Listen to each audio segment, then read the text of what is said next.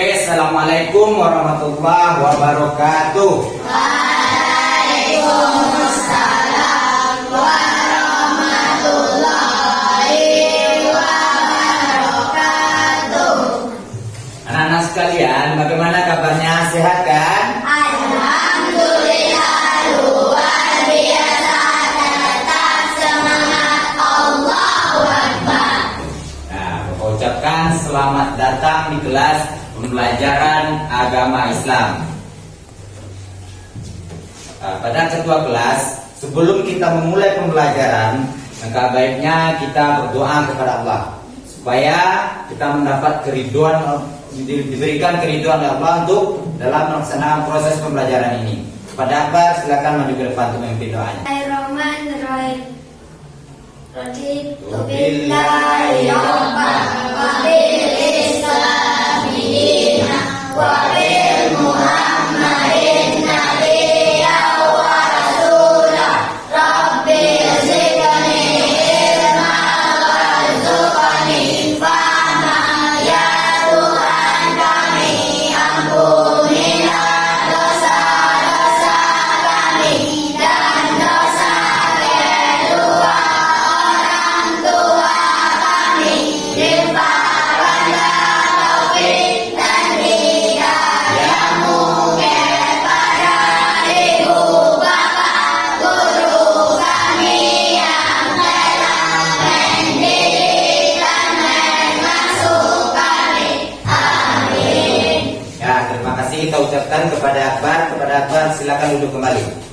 Semoga doa yang kita sampaikan kepada Allah Subhanahu wa taala tersebut diijabah dan dijawab oleh Allah. Amin ya rabbal Amin. Nah, Bapak sebelum memulai pembelajaran ingin mengambil absennya terlebih dahulu. Nah, sebutkan berapa. Baik, anak-anak sekalian, sebelum memulai pembelajaran, Bapak ambil absen dulu. Seperti biasa, sebutkan berapa sholatnya. Dengarkan namanya ya. Alika Dafana, berapa sholatnya? Nah, Aprilia Putri Syaira 5. Akila Zahra. Charlie Akbar, berapa sholatnya? 3. Devka tidak sholat. Angel 1. Faras 2. Firmansyah 2. Julia Khairatul. Oke. Nah, baik. Setelah Bapak absen, banyak tadi yang tidak sholat. Nah, ada yang 1, ada yang 2, ada yang 3, bahkan ada yang sudah mengalami halangan atau menstruasi. Nah, Bapak akan pernah menyebutkan sholat itu adalah tiangnya. Nah, kalau kita tidak mendirikan tiang, bagaimana bangunan keagamaan kita akan kokoh? As-sholatu imaduddin. Sholat itu adalah tiangnya agama anak. Kalau tidak laksanakan sholat, maka agama kita sendiri yang meruntuhkannya. Nah, ibadah yang paling utama, yang paling pertama kali ditanya oleh Allah nanti apa? Sholat. Kalau sholatnya baik, insya Allah semuanya akan ke depan baik. Tapi kalau sholatnya buruk, alamat kita akan disiksa oleh para malaikat. Dalam kubur itu nanti kita akan ditemani oleh ular besar. Nah, bagi yang meninggalkan sholat, ada nama ularnya itu Sejaul Aqra. Nah, ular itu akan menerkam orang yang tidak sholat. Bahkan dikisahkan dalam satu riwayat, ada seseorang yang memegang batu, lalu dijatuhkan batu tersebut berkali-kali. Nah, rupanya itu adalah azab bagi orang yang tidak sholat. Sudah hancur kepalanya, dijadikan Allah kepala yang baru, dijatuhkan lagi oleh malaikat batu kembali. Itulah azab bagi orang yang meninggalkan sholat. Meninggalkan sholat itu bukan dosa kecil, tapi itu adalah dosa lebih besar daripada dosa kita maling, lebih besar dosanya daripada kita berzina. Itu meninggalkan sholat dengan sengaja.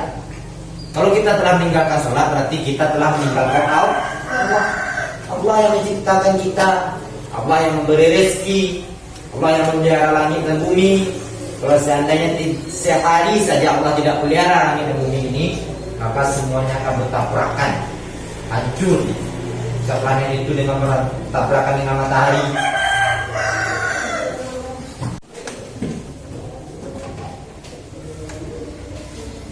Baik, anak-anak sekalian, adapun materi kita hari ini akan kita pelajari yaitu tentang memahami balik dan tanggung jawab yang akan menyertainya. Jadi sebelum Bapak masuk, Bapak akan sampaikan dulu tujuan pembelajarannya. Apa tujuan dari kita mempelajari materi ini? Tujuan kita yang pertama yaitu tentang peserta didik memahami balik dan tanggung jawab yang menyertainya serta pengamalannya dalam kehidupan sehari-hari.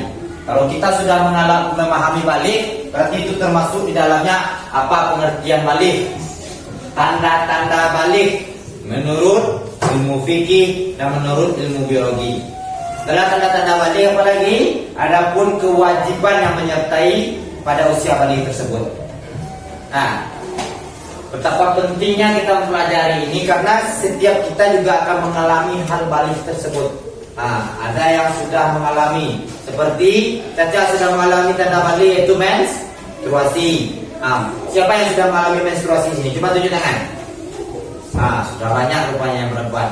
Yang laki-laki yang sudah mengalami mimpi basah, coba tunjuk tangan. Aidil. Dah banyak karena itu akan kita alami. Baik itu laki-laki maupun perempuan. Inilah pentingnya kita mempelajari materi balik ini supaya kita tidak tercengang-cengang nanti. Ya ini apa ini? Langkah selanjutnya bagaimana ini?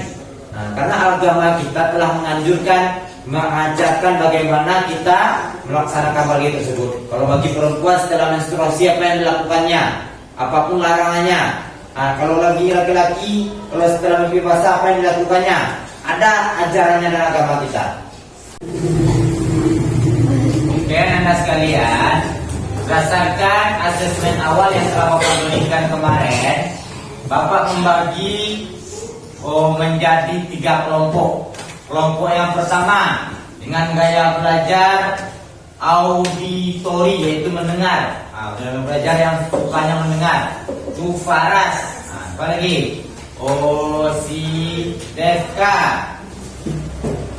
Habis itu si Yaya. Terus Akila. Aprilia Putri Syaira. Terus Devka ada apa lagi? Aidil. Itu kelompok belajar auditori. Selanjutnya kelompok belajar dengan gaya visual. Itu kelompok 2, yaitu Dani. Di situ Shirley Kesyanuran. Kesyanuran si Keila Dwi. Setelah itu si Naila itu dengan auditori. Selanjutnya kelompok belajar tentang gaya belajarnya kinestetik. Alika Kafana, Caca, terus Shirley Handayani, dan Siva Salsabila, terus siapa yang belum lagi? Firmansyah. Terus apa lagi? Aprilia Putri Syaira. Itulah 3 kelompok. Silakan bikin bangkunya 3 kelompok. Bagi yang belum dapat tadi gabung saja ke kelompok yang lain. Silakan bikin 3 kelompok. Kelompok 1, kelompok 2, dan kelompok 3. Gaya belajar. Oke, baik anak-anak sekalian. Bapak ini memberikan suatu pertanyaan pemantik. Pertanyaan pemantiknya seperti ini. Siapa yang bisa menjawab? Pernahkah kita melihat orang tua atau kakak perempuan kita tidak puasa pada bulan Ramadan? Pernahkah kita melihat orang tua, ibu kita atau kakak perempuan dan adik perempuan kita yang tak sholat selama seminggu tidak sholat? Itu tanda apunya tuh. Tanda M yaitu halangan atau menstruasi. Menstruasi itu salah satu termasuk ciri-ciri balik menurut ilmu fikih. Itu dalam mengalami baliknya, dalam mengalami balik. Karena itu dilarang untuk sholat orang yang menstruasi itu. Tidak boleh puasa, tidak boleh memegang Al-Quran. Orang menstruasi itu banyak larangannya. Ibaratnya Allah memberikan bonusnya bebas untuk ibadah. Tapi dari sisi lain dia kehilangan waktu menambah amal ibadah. Ini bebas pun nak melakukan sholat, tapi dia kehilangan pahalanya sebentar. Orang yang tidak ada halangan tu, maka dia bebas melaksanakan sholat tarawih, sedekah mulia, baca Quran mulia. Kalau orang halangan ada larangannya. Bapak telah membagi berdasarkan 3 kelompok tadi. Kelompok pertama yaitu gaya belajar audio, auditori. Bapak akan memberikan Chromebook ini. Di dalam Chromebook ini ada rekaman audio yang akan anak Bapak dengar semuanya. Coba di depan dulu Chromebooknya. Dengan gaya belajar visual, yang hobi menonton video, audio visual, silakan lihat juga rekaman video sumber belajar Bapak ada di dalam ini. Silakan akses link YouTube-nya di dalam tersebut.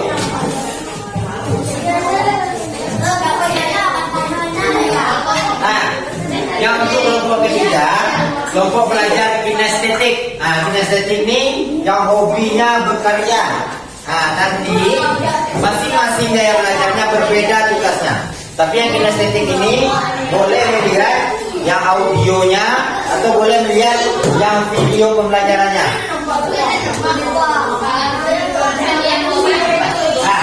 Perhatikan tugasnya masing-masing. Tugasnya masing-masing. Setelah kita melihat video atau audio tersebut, setiap kelompok berdiskusi. Setelah berdiskusi, tolong tuliskan rangkuman hasil diskusi kita di dalam kertas, nanti Bapak berikan. Silakan tampilkan ke depan. Yang audio, video, visual silakan lihat dulu. Yang audio dengarkan dulu. Dengarkan dulu sumber belajarnya. Yang kinestetik silakan didengarkan keduanya. Nanti tugasnya kinestetik ini berbeda. Kinestetik ini membuat poster. Nanti akan Bapak berikan karton, akan bikin poster tentang tanda-tanda balik, pengertian balik. Bisa dipahami tugasnya masing-masing? Baik anak-anak sekalian, tadi kan telah Bapak berikan sebuah perangkat yaitu Chromebook. Di dalam Chromebook itu anak-anak Bapak bisa mengakses. Bagi yang hobi audio visual, audio, gaya belajarnya audio, silakan dengarkan. Coba yang kelompok audio, silakan dengarkan suaranya. Bapak dengarkan. Dengarkan saja. Coba dipercepat. Assalamualaikum warahmatullahi wabarakatuh. Ini adalah materinya yang akan kalian dengarkan. Datang kelas pembelajaran pendidikan agama Islam. Selamat siang Nanda Soleh dan Solehan Bapak.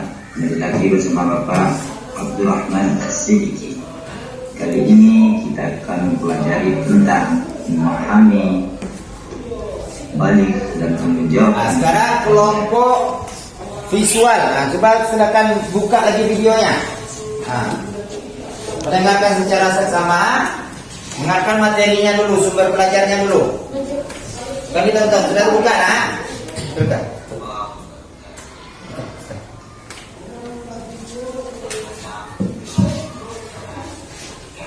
Namparan ini.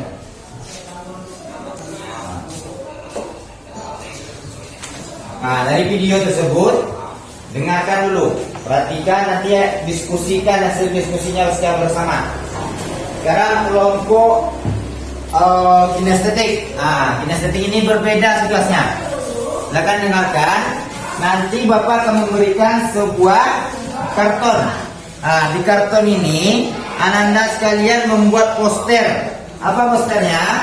Yaitu poster tanda-tanda usia balik menurut ilmu fikih dan menurut ilmu biologi. Silakan di sini ditempelkan posternya.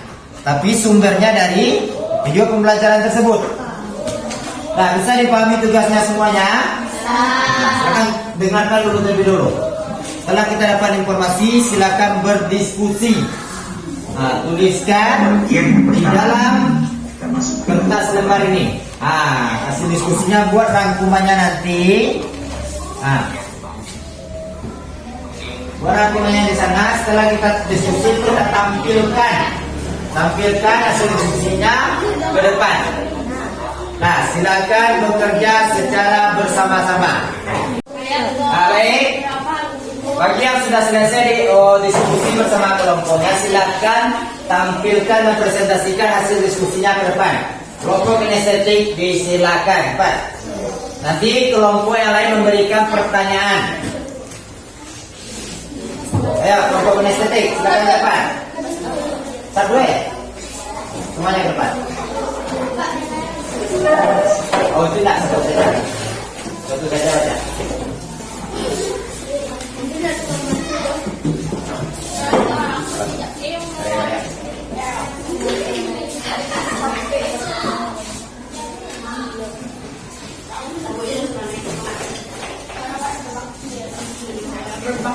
Siapa yang bicaranya? Silakan.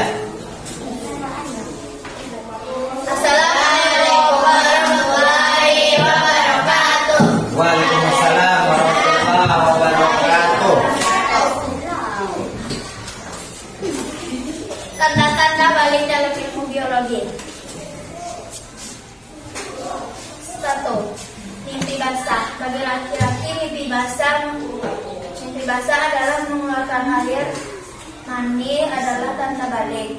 2. Haid. Bagi perempuan, keluarnya darah haid adalah tanda balik. Haid biasanya terjadi antara usia 9 tahun sampai 15 tahun. 3. Munculnya rambut kemaluan. Pertumbuhan rambut ini kemaluan pada laki-laki dan perempuan juga merupakan tanda balik. Pertumbuhan fisik. Tulang dan otot tumbuh dengan cepat. Ketinggian badan meningkat secara signifikan. Pertumbuhan suara. Suara laki-laki menjadi berat, sedangkan perempuan menjadi lebih halus. Pertumbuhan rambut. Rambut tumbuh di area kemaluan, ketiak, dan wajah. Dan wajah pada laki-laki. Perkembangan payudara. Payudara perempuan mulai perkembangan dan membesar. Nah, itu tadi penampilan atau presentasi dari kelompok kinestetik. Bagi kelompok yang ingin mengajukan pertanyaan, silakan tunjuk tangannya dan berikan pertanyaannya. Silakan. Tuh kelompok visual. Silakan ajukan pertanyaan. Pada umur berapa kamu mengalami menstruasi? Nah, pertanyaannya, pada umur berapa kamu mengalami menstruasi pertama kali? 11 tahun.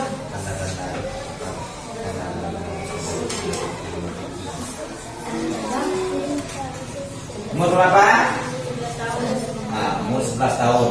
Jadi setiap orang akan mengalami menstruasi dengan umur yang berbeda-beda. Ada yang umur 11, ada umur 12. Karena itu namanya relatif, tergantung situasi metabolisme tubuhnya masing-masing. Ada yang cepat dan ada yang lambat.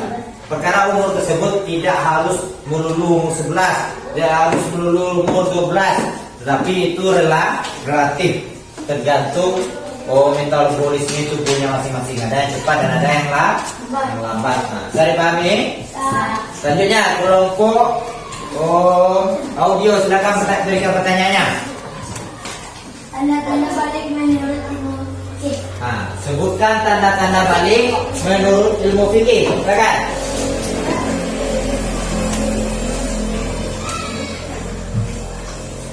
Tanda-tanda balik menurut ilmu fikih adalah mimpi basah. Bagi laki-laki, mimpi basah mengeluarkan air mani adalah tanda balik. Yang kedua, haid. Bagi perempuan, keluarnya darah haid adalah tanda balik. Haid biasanya terjadi antara usia 9 tahun sampai 15 tahun. Jadi ada dua, kita tepuk tangan kepada kelompok yang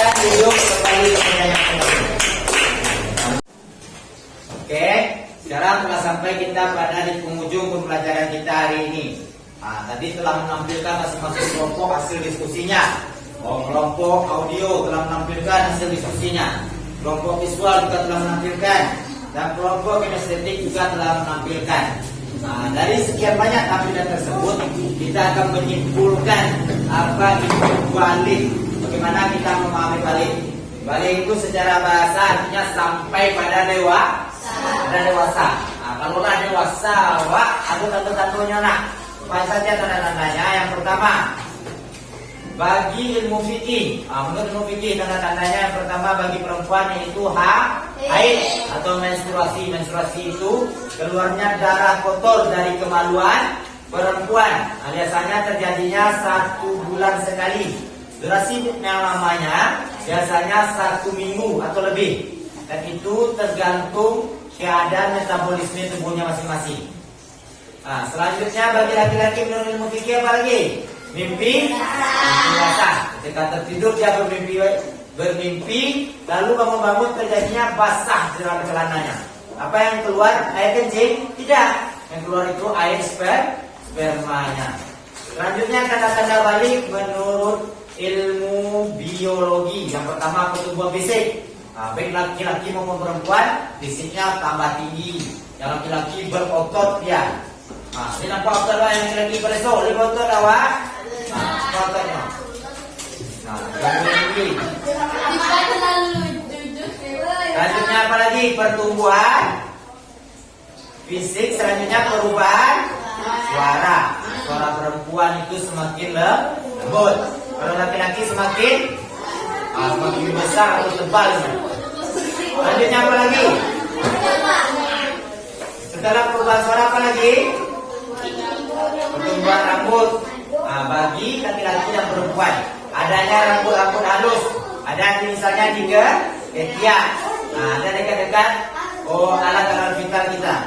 Selanjutnya bagi perempuan perkembangan payudara. Oke, perhatikan. Adapun tanggung jawab.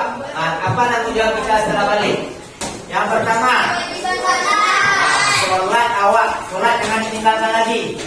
Tak boleh bolong-bolong. Yang 5 waktu itu jangan ditinggalkan. Selanjutnya apa lagi kewajibannya? Puasa Ramadan telah wajib kita laksanakan. Tak boleh. Wana talo ropa sehari setengah hari. Kelas 1 alih. Kelas 1 yo baliknya ada. Tapi kalau ada balik, kita wajib melaksanakan puasa. Selanjutnya kewajiban melaksanakan kita kewajiban menutup aurat.